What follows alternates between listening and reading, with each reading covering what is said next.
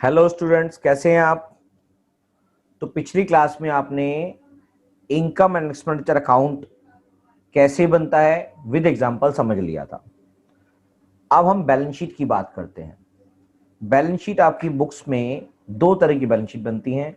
अगर आपके पास opening capital fund given नहीं होता है तो उसको ड्राइव करने के लिए आपको ओपनिंग बैलेंस शीट बनानी पड़ेगी, और अगर गिवन होता है तो आपको ओपनिंग बैलेंस शीट बनाने की रिक्वायरमेंट नहीं है, क्योंकि आपके पास ओपनिंग कैपिटल फंड होने की रिक्वायरमेंट इसलिए है क्योंकि आपको क्लोजिंग बैलेंस शीट बनानी है तो आपके पास ओपनिंग कैपिटल फंड होना जरूरी है, जिसके बाद ही उसमें कुछ ऐड और लेस यानी कि सरप्लस या डेफिसिट ऐड या लेस किया जाएगा, या कुछ और आइटम्स भी हो सकती हैं जो उसमें ऐड और या लेस की जा सकती हैं।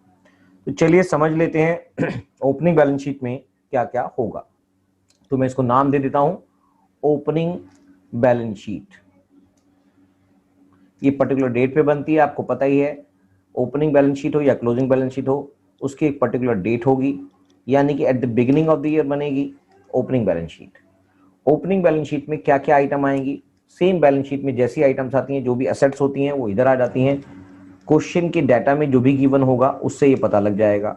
कैश अकाउंट होगा, बैंक अकाउंट होगा, और बहुत सारी फिक्स असेट्स के रूप में भी कोई चीज़ें होंगी, तो उनको हम बाय नेम लिख देंगे। जो भी उनका नाम होगा उनको उसके हिसाब से यहाँ पर मेंशन कर देंगे। क्या ये बात क्लियर है? हाँ सर, क्लियर है।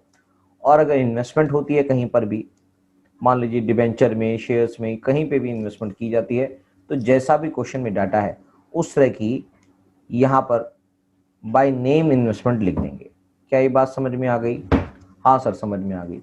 उसके बाद अगर हम बात करें कि अगर हमारे पास सब्सक्रिप्शन की बात होती है तो सब्सक्रिप्शन को समझेंगे, सब्सक्रिप्शन को कैसे दिखाना है। सब्सक्रिप्शन सबसे इंपॉर्टेंट सोर्स ऑफ फंड होता है किसी भी एनपीओ के लिए। तो अगर सब्सक्रिप्शन आउटस्टैंडिंग यानी कि आना बाकी हो तो कंपनी के लिए यानी कि फर्म के लिए, एनपीओ के लिए वो एक इनकम यानी कि एसेट टाइप में दिखाई देगी जो आउटस्टैंडिंग सब्सक्रिप्शन होगी। तो इसका अमाउंट कई बार आपको ढूंढना पड़ता है बुक्स में, वो आप ढूंढ के यहां पर लिखेंगे आउटस्टैंडिंग सब्सक्रिप्शन। वो कैसे मिलेगा आगे की क्लासेस में आपको समझ में आएगा। आउटस्टैंडिंग सब्सक्रिप्शन वो पैसा जो 1 तारीख को यानी कि बिगिनिंग ऑफ द ईयर में आना बाकी था, आउटस्टैंडिंग सब्सक्रिप्शन।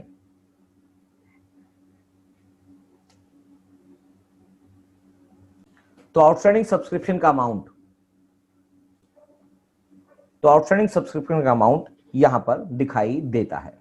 वो ढूंढना पड़ेगा, कैसे निकलेगा, कहां से ढूंढना है, वो आपको धीरे धीरे क्वेश्चंस कराते कराते आपको समझ में आ जाएगा कि इसको कैसे यहां पर निकाल के रखते हैं। और अगर कोई प्रीपेड एक्सपेंसेस के रूप में भी आपके पास कुछ अमाउंट पड़ा होता है तो प्रीपेड एक्सपेंसेस जो भी होगा, प्रीपेड सैलरी होगी, रेंट होगा, इंश्योरेंस होगा, कुछ भी होगा, उसको बाय नेम यहां पर लिख देंगे।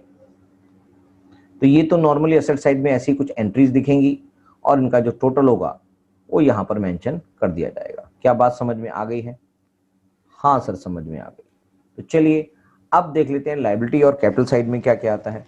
लायबिलिटी साइड में तो लायबिलिटीज ही आएंगी, तो जैसे बैंक ओडी, बैंक ओवरड्राफ्ट अगर आपके पास है क्वेश्चन में, आउटस्टैंडिंग एक्सपेंसेस कोई है आपके पास क्वेश्चन में, तो उसको हम बाय नेम लिख देंगे आउटस्टैंडिंग एक्सपेंसेस को, जो भी जिस भी रूप में होंगे, यानी कि आउटस्टैंडिंग रेंट है, आउटस्टैंडिंग सैलरी है, जो भी नाम से होंगे। और अगर आपके पास एडवांस सब्सक्रिप्शन इन एडवांस आ जाता है, एडवांस सब्सक्रिप्शन, वो भी आपके लिए लायबिलिटी है जब तक वो ड्यू नहीं हो जाता। तो ये भी आपको ढूंढ के लिखना पड़ेगा कि ये अमाउंट कौन सा होगा। क्या ये बात समझ में आ गई? हाँ सर, समझ में आ गई। इसके अलावा जो भी लायबिलिटी होती है बाय नेम उसको लिख देंगे, और जब दोनों साइड का टोटल किया जाएगा तो इन दोनों साइड के टोटल में कुछ ना कुछ डिफरेंस आपको नजर आएगा। वही डिफरेंस जो होगा वो आपका कैपिटल फंड होगा। तो यानी कि यहां पर बैलेंसिंग फिगर के रूप में आ जाएगा कैपिटल फंड। यही होगी आपकी क्वेश्चन के अंदर रिक्वायरमेंट है बैलेंसिंग फंड की। तो ये आपके लिए एक बैलेंसिंग फंड के रूप में दिखाई देगा, राइट। तो ये सारी फिगर्स यहां पर हो जाएंगी और कैपिटल फंड ही आपका मेन इसमें ऑब्जेक्टिव था कि capital fund, opening capital fund यहां से निकलेगा। क्या बात क्लियर हो चुकी है? तो बस इसी तरह से आप ओपनिंग बैलेंस शीट बना देंगे। अब बात आती है क्लोजिंग बैलेंस शीट। जो क्लोजिंग बैलेंस शीट है उसका main base opening balance sheet ही होता है। ओपनिंग बैलेंस में जो आइटम्स आती हैं और जो उसमें एड ऑन या उसमें से जो भी चीजें यूज कर ली जाती हैं, खत्म कर दी जाती हैं, उनको हटा दिया जाएगा, जो ऐड की जाती है उनको ऐड कर दिया जाएगा। तो उसी बेसिस पर हम क्लोजिंग बैलेंस शीट बनाएंगे। तो अब आपके लिए अवेलेबल है closing balance sheet. Balance sheet वो भी यही थी और बैलेंस शीट ये भी यही है। डेट्स अलग अलग हैं। डेट्स अलग अलग होने की वजह से इसके अंदर काफी कुछ चेंजेस आ जाएंगे। एज एट या एज ऑन, जो भी डेट की भी बैलेंस शीट बनेगी। तो चलिए क्लोजिंग बैलेंस शीट में क्या क्या आइटम आएंगी वो भी समझ लेते हैं। सबसे पहले तो बैलेंस शीट में क्या क्या चीजें आती हैं वो आपको पता ही है। लायबिलिटी साइड और असेट साइड।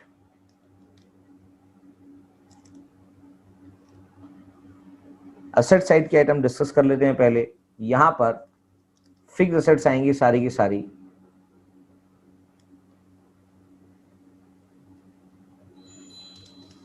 यहां पर फिक्स असेट्स आएंगी सारी की सारी। जैसे एग्जांपल के तौर पे मैं ले लेता हूं, इसके अंदर बिल्डिंग ले लेता हूं।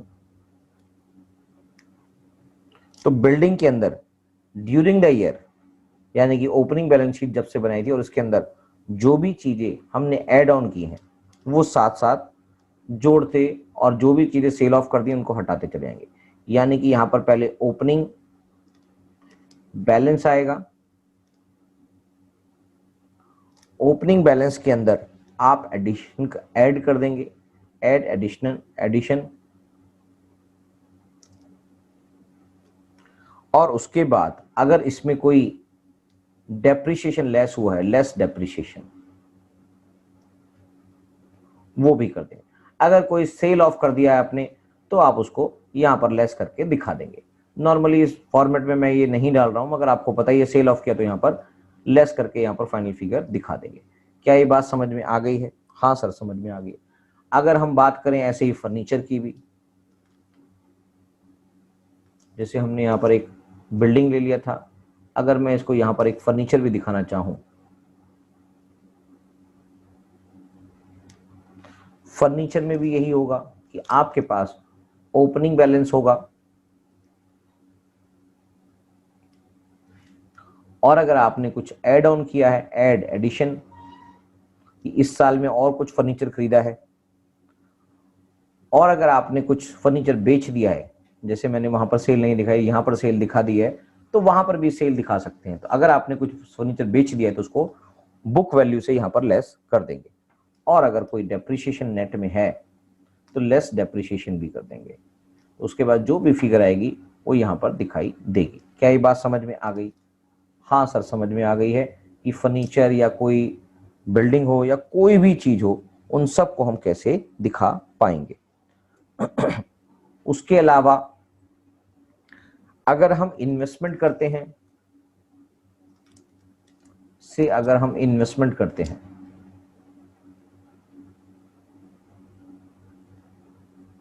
तो वो भी यहां दिखाई देगी।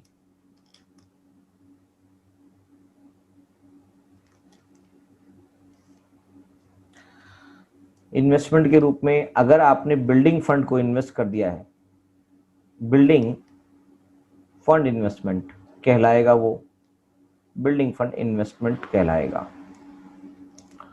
और अगर आपने स्पोर्ट्स फंड को इन्वेस्ट कर दिया है तो उसको हम स्पोर्ट्स फंड इन्वेस्टमेंट बोल सकते हैं।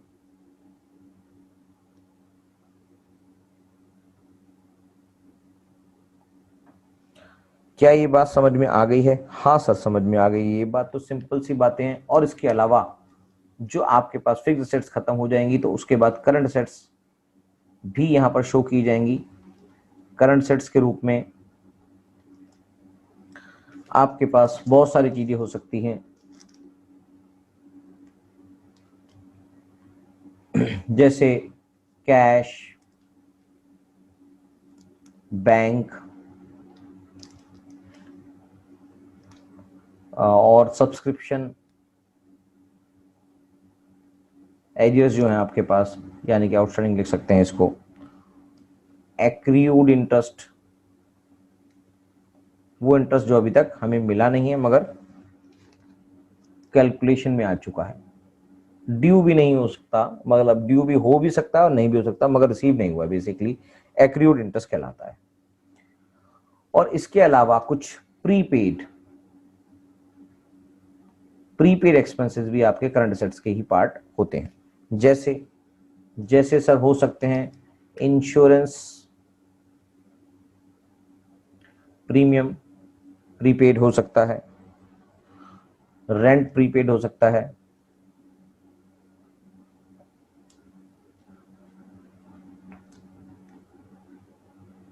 सैलरी प्रीपेड हो सकती है, एक्सेट्रा। अलग अलग नामों से, जो भी नाम उनके होंगे, यहां पर प्रीपेड एक्सपेंसेस के रूप में दिखाई देगा। क्या ये सारी बातें समझ में आ चुकी हैं? हाँ सर, बिल्कुल समझ में आ चुकी हैं। तो बस ये सारी बातें असेट्स के रूप में यहां दिखाई देती हैं। लायबिलिटी में आप क्या क्या करेंगे? लायबिलिटी में सबसे पहले आपको कैपिटल फंड दिखाई देगा। Capital fund,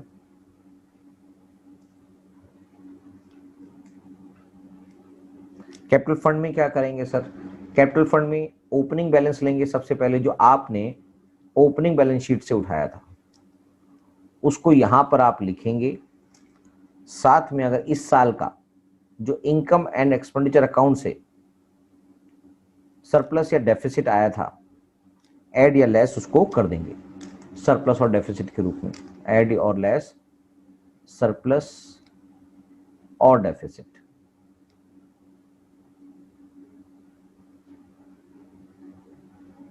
correct. उसके बाद अगर कुछ कम क्वेश्चन में बोला गया है कि आप एंट्रेंस फीस को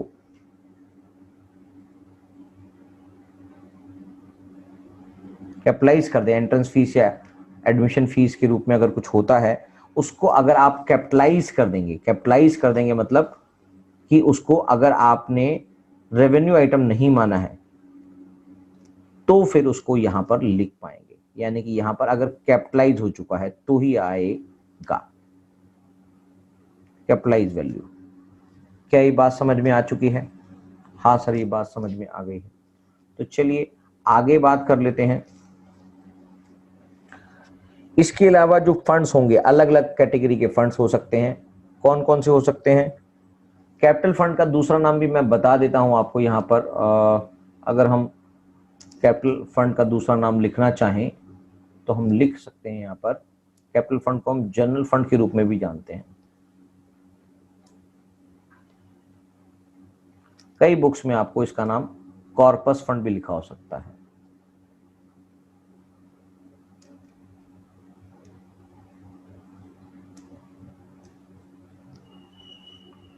कॉर्पस फंड।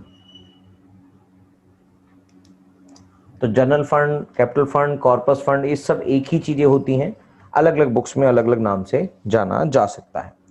ओपनिंग बैलेंस होगा, उसके अंदर सरप्लस या डेफिसिट होगा तो उसको ऐड ऑन कर देंगे या लेस कर देंगे। अगर एंट्रेंस फीस को क्वेश्चन ने बोला है कैपिटलाइज करने के लिए तभी ऐड करेंगे, वरना इसको ऐड नहीं करेंगे। उसके बाद आपके पास आ जाता है कुछ फंड्स के रूप में। अगर बिल्डिंग फंड के अंदर कुछ पैसा आया हुआ है, बिल्डिंग बनाने के लिए कुछ पैसा आया हुआ है, जिसको स्पेसिफिक फंड है, ये स्पेसिफिक फंड है, ध्यान से बात करें, सुनेंगे, स्पेसिफिक फंड है। तो स्पेसिफिक फंड को आप कैसे लिखेंगे? वही काम करेंगे जो सभी फंड्स के लिए करते हैं, यानी कि ओपनिंग बैलेंस आपके पास होगा क्वेश्चन में, और अगर इससे रिलेटेड कोई भी डोनेशन रिसीव हुआ इस साल में उसको भी आप यहां पर जोड़ देंगे। डोनेशन फॉर बिल्डिंग होगा तो स्पेसिफिक फंड है। और अगर इस पे कोई इंटरेस्ट जनरेट होता है, जो आपने यहां पर इन्वेस्टमेंट की थी, उस इन्वेस्टमेंट पे जो स्पेसिफिक फंड आया था बिल्डिंग फंड से जुड़ा हुआ, वो सारा पैसा बिल्डिंग में एकदम से तो लगाएंगे नहीं, तो थोड़ा पैसा जो आता है और जो उसमें यूज हो रहा है वो तो ठीक है, मगर उसके अलावा जो पैसा होता है उसको कहीं ना कहीं इन्वेस्ट कर दिया जाता है और उस पर कुछ ना कुछ इनकम जनरेट की जाती है। तो अगर वो उसमें कुछ इनकम जनरेट की जाती है तो उसको भी हम बिल्डिंग फंड का ही पार्ट मान लेंगे। ये स्पेसिफिक ध्यान रखेंगे, स्पेसिफिक फंड के ही रूप में ऐसा होगा। तो यहां पर ऐड कर देंगे, यहां पर और ऐड करके दिखा देता हूं, ऐड इंटरेस्ट और इनकम फ्रॉम, कोई भी तरह की इनकम इससे जनरेट होती है, इंटरेस्ट जनरेट होता है, income from building fund investment. क्या बात समझ में आ गई है? हाँ सर समझ में आ गई है। तो ऐसे ही अगर मैं एक और फंड की बात करूं, क्वेश्चन में किसी भी तरह का फंड होगा मगर स्पेसिफिक फंड होगा, तो आपने सबके साथ ही ऐसा करना है। तो मैंने बिल्डिंग फंड के बारे में बात कर ली है क्योंकि यहां पर हमने स्पोर्ट्स फंड भी बना के दिखा रखा है, इन्वेस्टमेंट दिखा रखे, तो मैं स्पोर्ट्स फंड के बारे में भी यहां पर डिस्कस करूंगा। तो स्पोर्ट्स फंड के साथ भी हम वैसा ही कुछ करेंगे जैसा अभी हमने बिल्डिंग फंड के साथ किया था। यानी कि स्पोर्ट्स फंड के अंदर सबसे पहले ओपनिंग बैलेंस आएगा जो आपको पुरानी बैलेंस शीट से मिलेगा, ओपनिंग बैलेंस। उसके अंदर ऐड कर देंगे जो इस साल में अलग से डोनेशन आपको रिसीव हुई है, डोनेशन फॉर स्पोर्ट्स फंड। और अगर इसमें से आपको कुछ इसकी इन्वेस्टमेंट करने से अगर आपको कुछ इसमें से बेनिफिट हुआ है, कुछ इनकम जनरेट हुई है, तो वो भी आप इसमें ऐड कर देंगे। तो ऐड क्या करेंगे, ऐड इंटरेस्ट और इनकम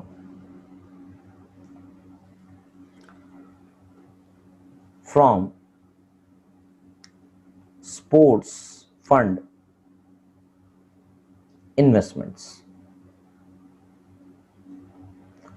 क्या ये बात समझ में आ गई? यानी कि बिल्डिंग फंड इन्वेस्टमेंट से जो भी पैसा इनकम के रूप में आया था उसको आपने यहां पर ऐड ऑन कर दिया, और अगर आपके पास स्पोर्ट्स फंड से जुड़ा हुआ कोई इनकम जनरेट हुई थी जो आपने इन्वेस्टमेंट की थी, उससे कोई इन्वेस्टमेंट के से कोई इनकम जनरेट हुई थी, तो आप उसको स्पोर्ट्स फंड के अंदर भी ऐड कर देंगे।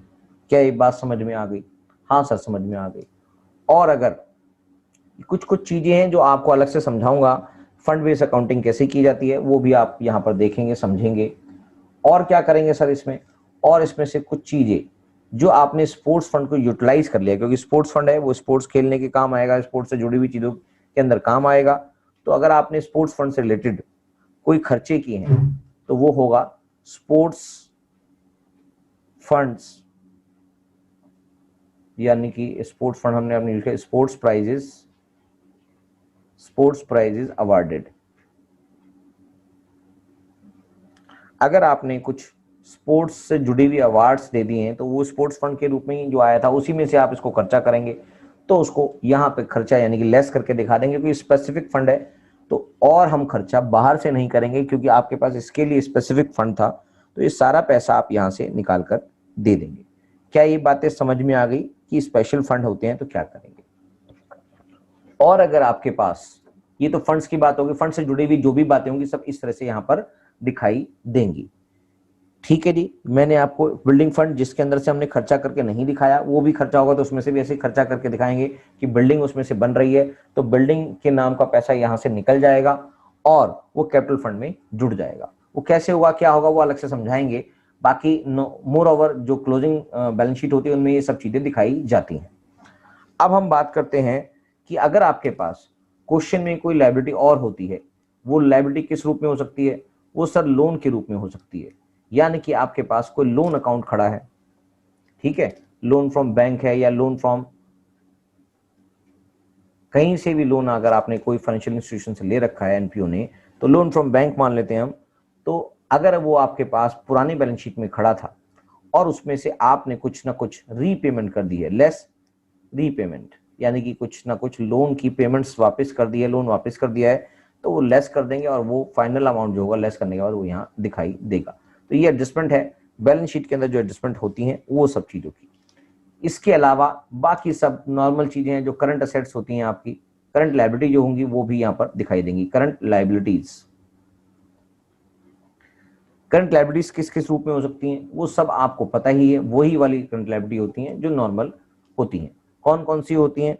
वो होती हैं सर जैसे आउटस्टैंडिंग रेंट जो आपको देना बाकी है, आउटस्टैंडिंग जो आपको देनी बाकी है, आउटस्टैंडिंग इलेक्ट्रिसिटी और वाटर बिल जो भी आपको देना बाकी है। ये सब चीजें आउटस्टैंडिंग हो सकती हैं। इसके अलावा भी छोटी मोटी जो चीजें होंगी वो आप यहां पर दिखा सकते हैं। अब इसमें एक और इंपॉर्टेंट चीज जुड़ जाती है, वो होगा सब्सक्रिप्शन। सब्सक्रिप्शन, ऐसा सब्सक्रिप्शन जो आपके लिए लायबिलिटी है, वो क्या नाम से होगा? वो होगा सब्सक्रिप्शन रिसीव्ड इन एडवांस। जो सब्सक्रिप्शन अभी तक ड्यू नहीं हुआ, उसके एनपीओ के मेंबर्स ने पहले से ही दे रखा है, तो आपके लिए वो तब तक, जब तक कि वो ड्यू नहीं हो जाता तब तक वो आपके लिए क्या होगा? तब तक वो आपके लिए लायबिलिटी के रूप में दिखाई देगा। Subscription received in advance, correct. ये अमाउंट, सारी जो चीजें हैं वो इस तरह से ही दिखाई देंगी। मोरओवर जितनी भी चीजें बैलेंस शीट के अंदर आनी होती है वो मैंने आपको ब्रॉडली समझा दी हैं। अगर इसके अलावा भी कोई चीज आएंगी, उनकी बेसिक कंसेप्ट यही ट्रीटमेंट के थ्रू की जाएंगी। तो चलिए, आज बैलेंस शीट का एक टॉपिक का कंसेप्ट क्लियर हुआ है, उससे जुड़े हुए जो क्वेश्चंस हैं आपको कराए जाएंगे और आप पूरा एक बड़ा क्वेश्चन कर पाएंगे जिसके अंदर आपको रिसीट एंड पेमेंट गिवन होगा और आपको इनकम एंड एक्सपेंडिचर अकाउंट बनाना पड़ेगा और साथ में बैलेंस शीट भी बनाई जाएगी। इससे पहले कुछ छोटी छोटी चीजें समझेंगे, उसी के बेसिस पर ये पूरा क्वेश्चन कर पाएंगे। क्योंकि जब तक आप छोटी छोटी कैलकुलेशन को नहीं समझेंगे कि सब्सक्रिप्शन की कैलकुलेशन कैसे की जाएगी, फंड बेस्ड अकाउंटिंग कैसे की जाएगी, इन सब बातों को समझने के बाद ही आप बैलेंस शीट या रिसीट एंड पेमेंट अकाउंट से इनकम एंड एक्सपेंडिचर अकाउंट बना पाएंगे। चलिए, तब तक के लिए आप इनको रिवाइज करें और तब तक के लिए बाय बाय टाटा। अगली क्लास में मिलते हैं।